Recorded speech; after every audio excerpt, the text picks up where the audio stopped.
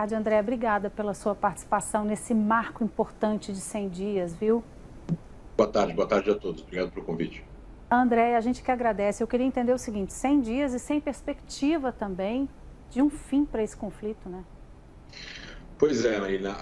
O conflito tem 100 dias, agora está entrando na quarta fase da guerra, que é uma guerra que tem menos intensidade de bombardeios aéreos, pelo que a gente tem acompanhado nas análises que vêm dali, daquela região. Eu estive lá 2 vezes, eu voltei na sexta-feira. Agora tem a desmantelação, né? O desmantelar do braço militar do Hamas já aconteceu em boa parte da faixa de Gaza. Agora vira mais uma guerra de guerrilha, eles ainda mantêm um grupo de pessoas armadas, ainda controlam determinadas regiões, principalmente em Rafah, que é no sul da faixa de Gaza, na fronteira com o Egito, onde também estão a maior parte da população palestina civil que se refugiou naquela região. É uma guerra urbana, talvez a primeira guerra urbana com esse tipo de infraestrutura construída por um grupo terrorista, com centenas de quilômetros de túneis, armas, foguetes, lançadores de mísseis. É uma situação que acho que nenhum país passou até então. Então é muito complicado. Vão ser complicados os próximos meses para que Israel consiga cumprir os seus objetivos, que é primeiramente tirar os reféns da faixa de Gaza e desmantelar completamente o poder que o Hamas tem de se reagrupar no futuro e voltar a controlar parcialmente ou totalmente a faixa de Gaza, o que levaria a crer que os ataques de 7 de outubro voltariam a acontecer nessa ou em escalas diferentes. André, você disse que você esteve lá. Conta pra gente um pouco dessa experiência, onde exatamente você foi, o que você viu? Eu tive basicamente no sul e no norte. Eu fui para a fronteira Kerem Shalom, que foi reaberta há algumas semanas, que tem entrada humanitária, que é uma fronteira terrestre entre Israel e a faixa de Gaza, da onde entram caminhões. Normalmente uma fronteira aberta. Antes da guerra entram centenas de caminhões por semana. Os caminhões entram nesse pequeno local fortificado. De lá os materiais e as importações e a ajuda humanitária é colocada, inspecionada e depois entra na faixa de Gaza através de palestinos que entram e têm autorização para entrar para buscar essa ajuda. Depois que a guerra começou, esse local foi fechado, ele foi atacado inclusive pelo Hamas no 7 de outubro. Ele foi atacado, fechado e posteriormente ele foi reaberto. Então tem entrada ajuda humanitária de Israel, não só de Rafah, mas também de Israel para dentro da faixa de Gaza. A quantidade de caminhões, de acordo com o que os israelenses afirmam, eles estão enviando o número de ajuda humanitária de toneladas necessárias que a própria ONU e a Unicef têm pedido para Israel, tanto em água, como gasolina, como gás de cozinha, como ajuda humanitária. Eu vi vários caminhões entrando quando eu estava lá, com motoristas egípcios. Os palestinos já não podem entrar nessa parte da fronteira. E na parte norte, antes ainda, na parte sul, visitei mais um kibbutz que foi atacado pelo Hamas no dia 7 de outubro, kibbutz Nir Oz, onde 70 pessoas foram sequestradas, 40 foram assassinadas. Em torno de todas as 200 e poucas casas do kibbutz foram danificadas parcialmente ou totalmente. Algumas foram queimadas até virarem pó, praticamente, com famílias dentro, inclusive. E no norte do país eu visitei Kiryat Shmona e outras pequenas comunidades evacuadas. Em torno de 150 mil israelenses estão evacuados do norte e do sul, não podem voltar para suas casas. Ontem, 2 civis israelenses morreram por um ataque de um RPG do Hezbollah. Então, no norte a situação está muito tensa ainda, não se sabe ainda para onde vai ir esse conflito de baixa, média intensidade entre o Hezbollah e Israel. E de resto o país está nessa tensão constante, dia após dia, pelo retorno dos reféns. Cada dia que passa, a chance de essas pessoas voltarem vivas e saudáveis é cada vez menor. Alguns são pessoas doentes, pessoas de idade, remédios ainda não chegaram nas mãos deles.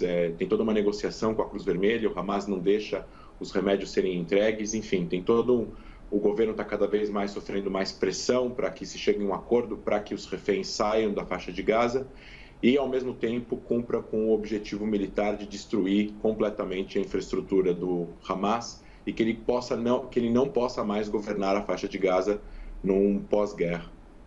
O André, e essa acusação da África do Sul contra Israel de genocídio, como é que isso impacta? Qual é o efeito disso nessa guerra? Primeiro, tem um efeito simbólico, né? A gente está falando da Corte Internacional de Justiça, é um mecanismo da ONU muito importante, julga países, diferentemente do Tribunal Penal Internacional, que julga pessoas. Essa petição da África do Sul, ela tem uma série de questões aqui que a gente poderia até transitar de questões práticas a questões ideológicas. A própria África do Sul tem contatos com o Hamas, já recebeu membros do Hamas em seu território em visita oficial em 2015. A ministra das Relações Exteriores da África do Sul falou com o líder do Hamas no Catar, Ismail Haniyeh, 2-3 semanas depois do início da guerra, ou seja, depois do 7 de outubro.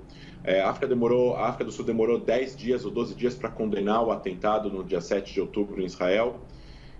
A África do Sul também teve vários problemas com o próprio Tribunal Penal Internacional, que pediu para eles prenderem Omar Bashir, o então ditador do Sudão, que frequentou a África do Sul, e a África do Sul não cumpriu com o mandato de prisão. Omar Bashir, no Sudão, foi acusado de genocídio. Aí sim, 400 mil pessoas morreram em Darfur, enquanto ele era ditador do Sudão.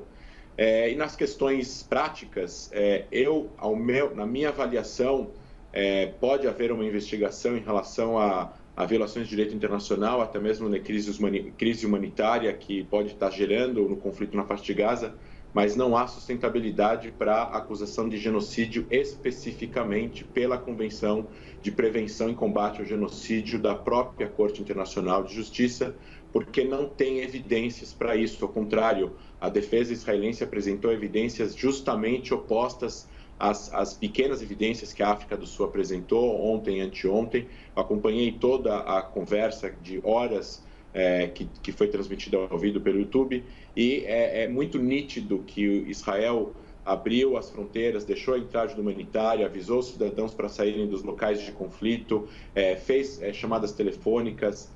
Todo o mecanismo que Israel possui e tem no Ministério da Defesa e no Exército para evitar que civis sejam atingidos, tudo isso são provas cabais que demonstram de não há intenção de prejudicar a população palestina de forma intencional e proposital, que justamente é o que acontece quando há um genocídio. Então, países que querem perpetuar de forma sistemática e oficial um genocídio não fazem as ações que Israel tem feito na faixa de Gaza, até porque a própria acusação de genocídio ela é acompanhada de vários elementos de intenção e de crueldade e maldade para com uma população étnica ou nacional. Nesse caso daqui, o Israel frequentemente diz que está enfrentando o grupo terrorista e não o povo palestino como um todo. Existe cooperação com o povo palestino na Cisjordânia, existem árabes israelenses lutando contra o Hamas, que são membros do exército de Israel, são pessoas da mesma religião, da mesma etnia.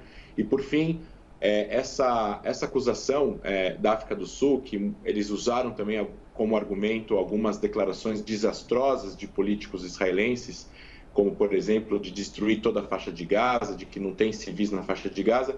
Só que essas declarações, por mais condenáveis possíveis, elas não constituem num crime de genocídio ou até mesmo em política pública oficial do Estado de Israel para com a guerra na faixa de Gaza. Por isso, na minha avaliação, a acusação ela é falsa, ela é fraca e ela não vai se sustentar na decisão da Corte Internacional de Justiça. Vamos seguir acompanhando com a sua ajuda para ter essas análises para a gente, viu, André? Muito obrigada, viu? Obrigado a todos. Bom domingo. A gente volta a falar sobre